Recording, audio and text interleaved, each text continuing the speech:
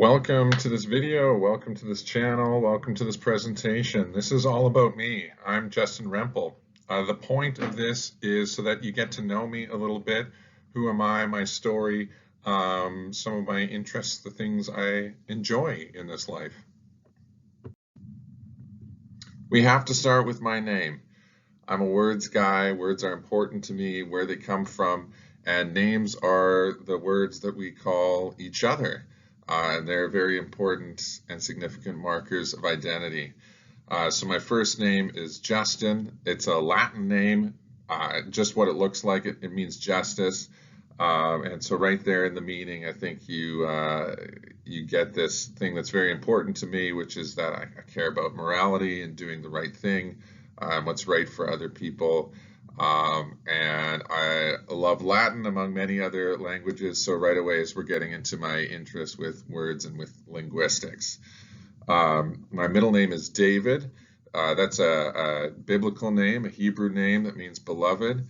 And so right there you start to get some of my faith background. It's also a namesake. It's my father's name. So you get a little bit of my story, my family, where I come from in that middle name. My last name is Rempel. I've seen a couple different etymologies for this name. I've seen a story that it comes from Dutch, from this root rampel, to shore up, to fortify. My Mennonite ancestors were builders of dams and dikes in Holland, and that name would come from that kind of lifestyle. I've seen other places, though, that give it a bit more of a German root, where it comes from this root Regenbald, or Rambold, meaning bold counsel, which is an excellent, strong name as well. Both of these origins start to hint at my Mennonite roots. So when I talk about being Mennonite, what do I mean? This is my heritage, and it's a big part of my story. It informs who I am today, how I think about things, and where I'm headed into the future. Mennonites are an Anabaptist group, which is a radical Christian minority from Europe in the 1600s. It began. So they were neither Catholic nor Protestant. And the name means rebaptizers. And so right there you get a hint at some of their beliefs. There's several different groups of Anabaptists that are still around today. Very close relatives include the Amish or the Hutterites. Mennonites were followers of Menno Simons.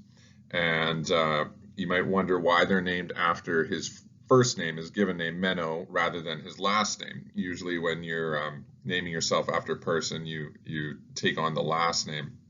But they didn't go with Simonites because simony is a sin or a vice in the Christian faith. It's the practice of paying for church office.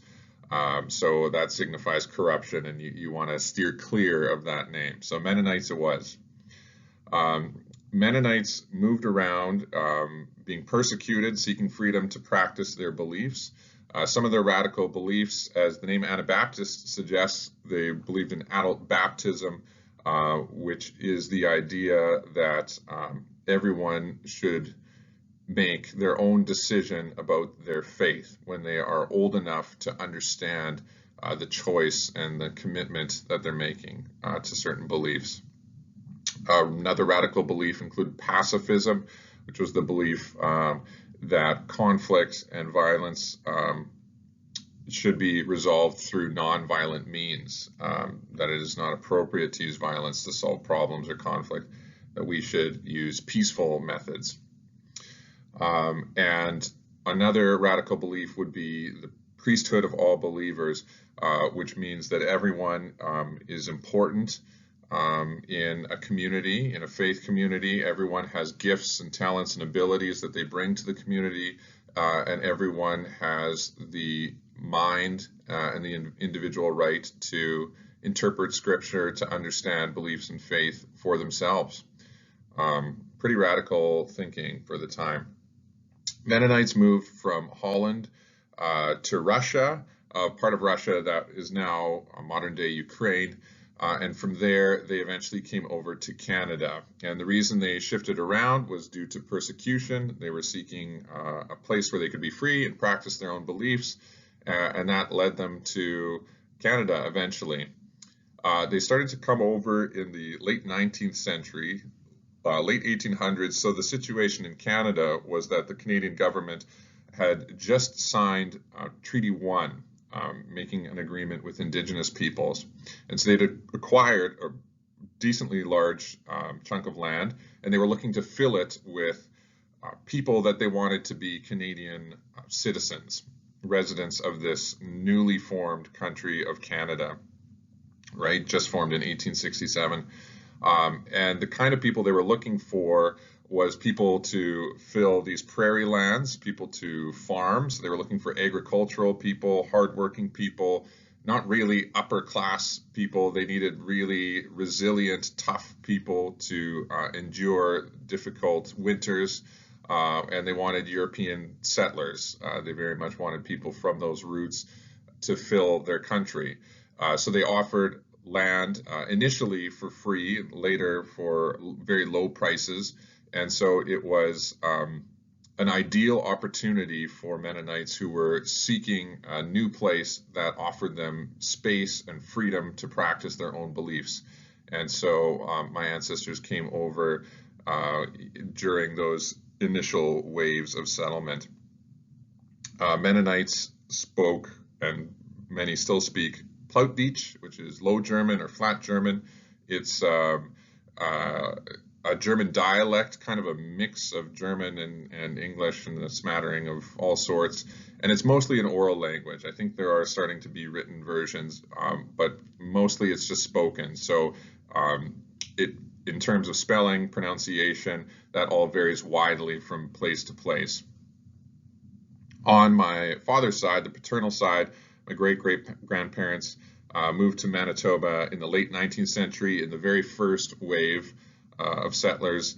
And then they left Manitoba and they went to Mexico, where many Mennonites still reside. And one of the reasons they left was over the Manitoba schools question, which was in the late 19th century, early 20th century, the question of educating their children and what would be taught in schools. And Mennonites were very interested in being able to teach in their own language and their own beliefs. And so right from the beginning, Mennonites in Canada have had a very thorny and complex and difficult relationship with public education. Eventually, they moved back to Blumenort South, Manitoba. My grandfather did. Which is a very small village in southern Manitoba, and that is where I grew up. On my mother's side, the maternal side, her maiden name is Dick, and that comes from Dutch or Flemish origins, and it means a dike, a dam. So again, getting at those roots of building dams for irrigation purposes in Holland. My great-great-grandparents on my mother's side moved to Boissevain, Manitoba, in maybe the second or third wave, a little bit later than my dad's side, the early 20th century. And that side of the family, most of them still reside in that part of the province. I grew up, born and raised Blumenort South, Manitoba, very small village named Blumenort, very confusing because there is another slightly larger Blumenort in Manitoba, very close to Steinbach, which is very close to Winnipeg. This is a much smaller version in the Gretna-Altona area, right on the border with the United States. It was a 5-minute walk from my house growing up.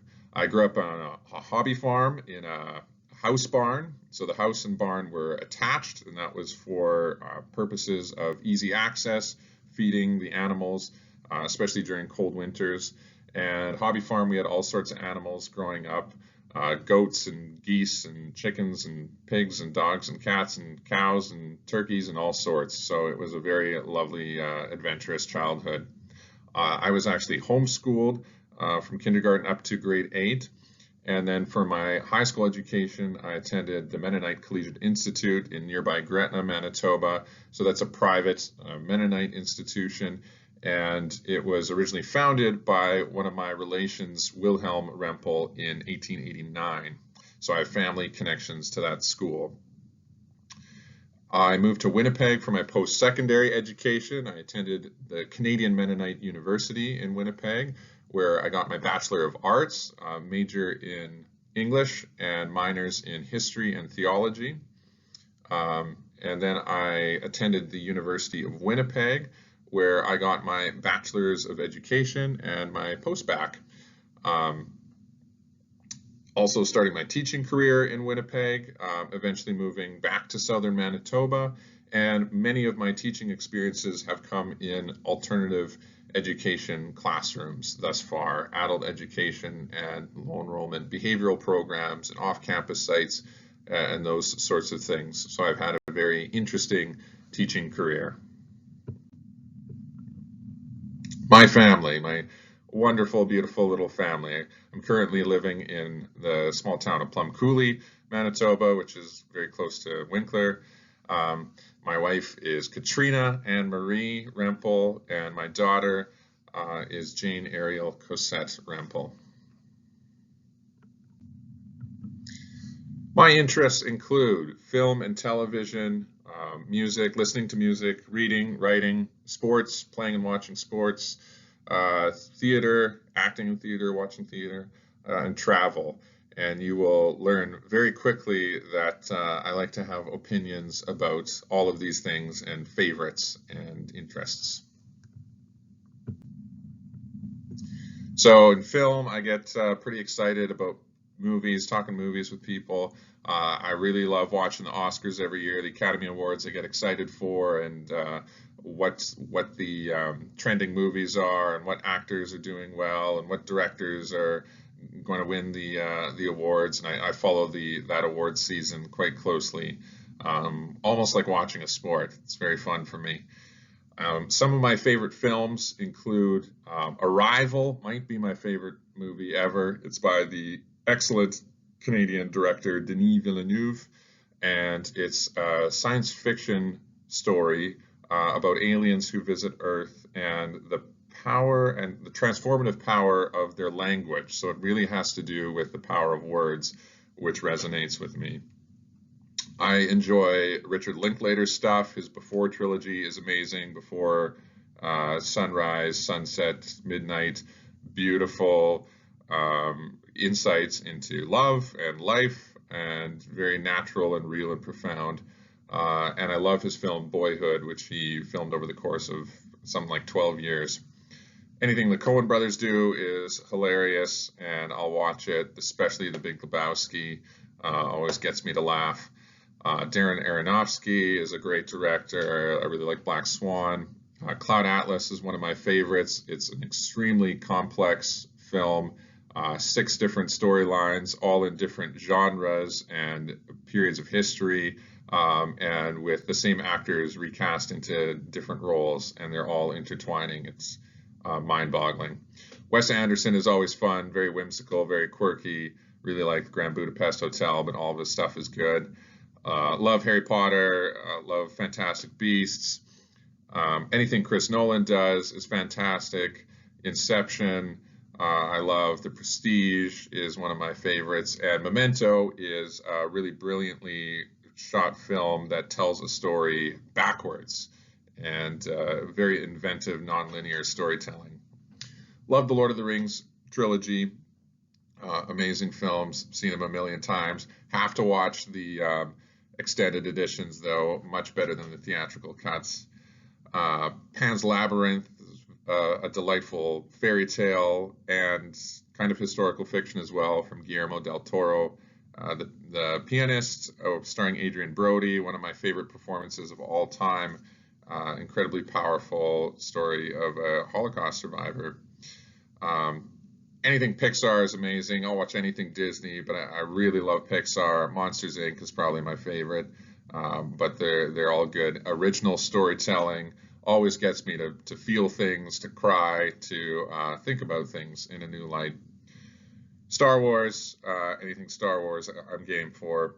And superhero movies, I will do. Very big into DC and especially Marvel is really fun for me. TV, some of my favorite shows. Avatar: The Last Airbender is a delightful show. BoJack Horseman is a great example of how animated storytelling can work for adults. It's a dark comedy, and it's equally hilarious and devastating. Breaking Bad is fantastic. I'm currently watching through Brooklyn Nine-Nine with my wife and laughing the whole way through. Dark is a fantastic show on Netflix. It's in German and it's an extremely complicated time travel story with multiple timelines, and I love it. Game of Thrones is a lot of fun. House of the Dragon might be even better. As you can tell, I'm quite into anything fantasy. Gravity Falls is a really delightful kids animated show, but I think it's fun for all ages. The Office and Parks and Rec, mockumentaries that always make me laugh. Peaky Blinders is one of my all-time favorites. Anything Cillian Murphy does is brilliant, and he's the lead in that show. I love it. The Sopranos is like the greatest TV show of all time, so I have to put it on the list. James Gandolfini is just fantastic. And Star Wars shows, I'll go for them. Andor, love it. Clone Wars is the best animated one. Mandalorian is really good too. Do a lot of reading, a lot of novels, a lot of classic fiction, but I try to dabble in a few different genres. Here are some of my favorites. As I Lay Dying, William Faulkner. Faulkner's the best at stream of consciousness stuff, adopting different voices from different perspectives. Really good. The Brothers Karamazov by Fyodor Dostoevsky. Russian novels just make me think about heavy philosophical things, and I love it. Death with Interruptions by Jose Saramago is really insightful and kind of humorous as well. The Grapes of Wrath, John Steinbeck, love it. Handmaid's Tale, Margaret Atwood, Canada's like all-time great novelist. She's so good.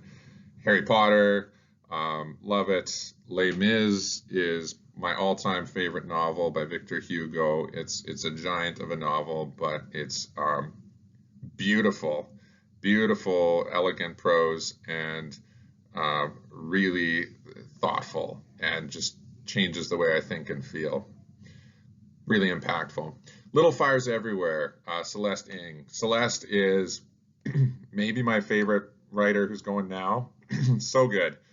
Everything she does is just really, really gorgeous.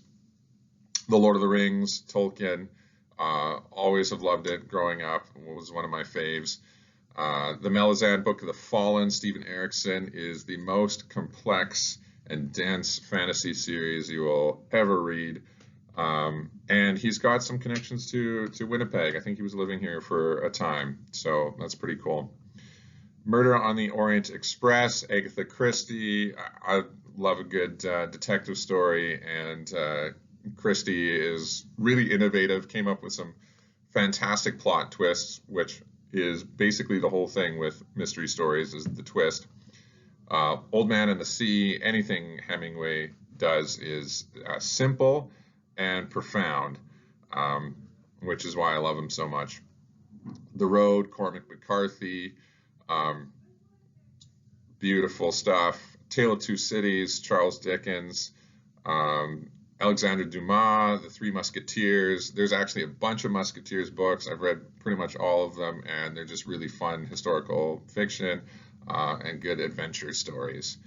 Under Heaven, Guy Gavriel Kay. Anything Kay does is beautifully written, and he has a really interesting style where it's kind of fantasy, kind of historical fiction. He takes a specific historical setting like medieval Spain, and then he'll just change all the names slightly, but it's the same culture, the same style, the same political dynamics. You know you're in that world.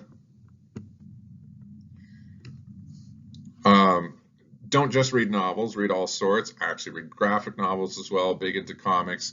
DC, Marvel, don't care, it's all fun. Plays, I'll read plays. It's best to see plays performed, but you can read them too and get something different out of them. It's a very different experience.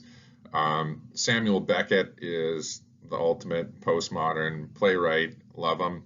Arthur Miller is great. Shakespeare I adore. I've read all of his stuff and highly recommend. Oscar Wilde always makes me laugh. The wittiest person perhaps to ever live. And Tennessee Williams deserves to be on this list. He's great. In terms of poetry, I really, really like E.E. Cummings. Every time I read Cummings, he breaks another rule of the English language, and I learn something new about how you can break the rules and have powerful effects on people. Emily Dickinson is amazing and developed her own very unique voice and style. It's so distinct, so iconic. Homer, epic. John Milton, love Paradise Lost, love anything Milton does, is just ambitious.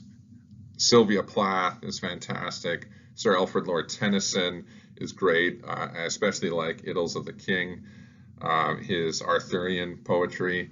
Walt Whitman, Leaves of Grass. I mean, the guy basically invents and perfects free verse, so you got to give him props. And William Butler Yeats. Keats is neat, but Yeats is great, is how the saying goes, I think. Short stories. Love Sir Arthur Conan Doyle. That's Sherlock. I've read all the original Sherlock stories by Doyle, and they're endlessly entertaining. Philip K. Dick writes really great horror and science fiction, short fiction. Ernest Hemingway, with his simple prose, very plain writing, is one of the all-time great short story writers. Flannery O'Connor is one of my all-time favorites. H.P. Lovecraft with his weird fiction, science fiction, and Edgar Allan Poe with his horror is just excellent. Writing. I write a lot to process and think about the world. I don't actually do a lot of journaling. I'll more write a poem to process how I'm feeling. And if I'm thinking through new ideas, I'll probably write myself an essay or a paper about it. I've had a little bit of poetry published. I've had 1 or 2 reviews published. I've done a little bit of editing work for pay. I've got a couple novels in the works. I actually, piece of trivia about me, at one point had a novel that was about to be published with a local Winnipeg publisher, which was a very small publisher, and the company actually fell through, so it never made it into actual print. And I've always loved exploring etymologies, words, languages, and growing up, I actually would enjoy trying to invent new languages and words and coming up with my own ideas and systems. Very fun for young Justin. Music. Some of my favorite genres include alternative. I really like listening to film scores. Folk music, indie, sometimes I'll do metal, power metal or progressive metal, mostly. There's a million subgenres of metal. I enjoy listening to musicals. Very, very fun. I will listen to pretty much anything. I have a very eclectic taste, but those are some of my favorites or tendencies. Bands that I really like. ABBA, everyone loves ABBA. You can't not love ABBA. It's a rule. Band of Horses, Billy Joel, great pianist and songwriter. Blind Guardian is fantastic, operatic, symphonic, fantasy metal band that I adore. I think they're from Germany. Creedence Clearwater Revival is great. John Fogerty's got a great raspy voice. Elton John, great pianist, great songwriter. Actually, no, I think he had most of his stuff written for him. With what's his buddy's name? Bernie something? Ingrid Michaelson, great folk artist. Iron and Wine is beautiful and always makes me feel peaceful. Johnny Cash is always good. Love Johnny. Casey Musgraves, King Princess, Kings of Leon, Leonard Cohen.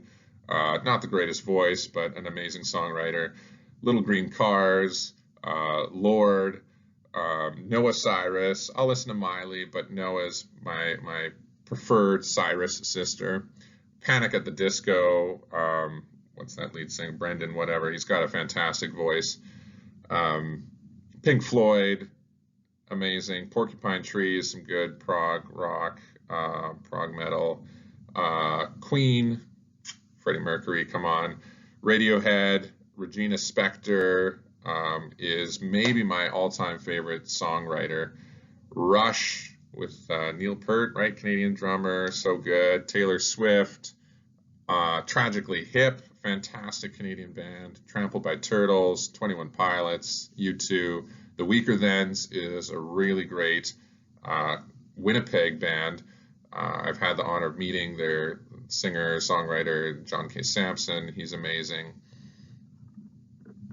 The White Stripes. Love these bands. Sports. I like playing sports. Love playing soccer, playing at the high school and collegiate level. Really enjoy playing squash for fun when I was going to UW. The squash courts there, that's just a blast, fun game. Table tennis, aka ping pong, great game to play. Track and field, I've always enjoyed running, and it's one of my favorite ways to exercise. And ultimate frisbee is just a fantastic game. Watch a lot of sports, watch a lot of basketball, really enjoy March Madness every year at the collegiate level, and in the pros, the NBA, I pull for the Portland Trail Blazers. Football, I'll watch CFL, I'll watch NFL. If I'm watching Canadian football, I'm pulling for my hometown Winnipeg Blue Bombers. If I'm watching the NFL, I'm pulling for the Atlanta Falcons or the Las Vegas Raiders. Really enjoy watching the Olympics, especially the track and field events. Really enjoy watching soccer in a variety of leagues. I like following the Canadian players. Our Canadian women's team has been excellent for years, and our men's team is starting to get good. So I'm following Alphonso Davies. Right now he's playing for Bayern Munich in German soccer, Bundesliga. I pull for Barcelona, mostly because of Lionel Messi, who played there for many, many years. Love Messi, all-time best player ever. The GOAT. I pull for Chelsea, watch a lot of Premier League. I follow Jonathan David, another Canadian player. I think he's with Lille right now in French soccer, Ligue 1. Pull for the Portland Timbers in MLS, and I love watching the World Cup and pulling for Canada if they're in it, Argentina if Messi's in their lineup. I will watch baseball if I have to and pull for the St. Louis Cardinals. And I sometimes watch hockey, and I'll pull for my hometown Winnipeg Jets. Theater. I've done a lot of acting in high school, in university. I was on an acting troupe, and I've done a bunch of community theater as well. Really enjoy watching live theater, plays or musicals. Very entertaining art form. And I enjoy watching movie musicals as well. I enjoy traveling. I've done some traveling, well, a little bit around Canada, to Edmonton, to the West Coast. Banff, Vancouver is an amazing city. Done a little bit of traveling around the States. Some of my favorite cities include Chicago, Nashville, New Orleans, St. Louis, and I've done a few trips out to the West Coast, been to Portland a couple times, and been out to San Francisco. Traveled to Mexico, to the San Carlos area, and I've been a couple times to Southeast Asia, to Thailand, northern Thailand, Chiang Mai, and Cambodia, Phnom Penh, the capital, and Siem Reap, which is where the temples are located, like Angkor Wat, and that sort of thing. Well, that's a little bit about me. I hope you know me a little bit better. My interests and likes, and my story, who I am, where I come from.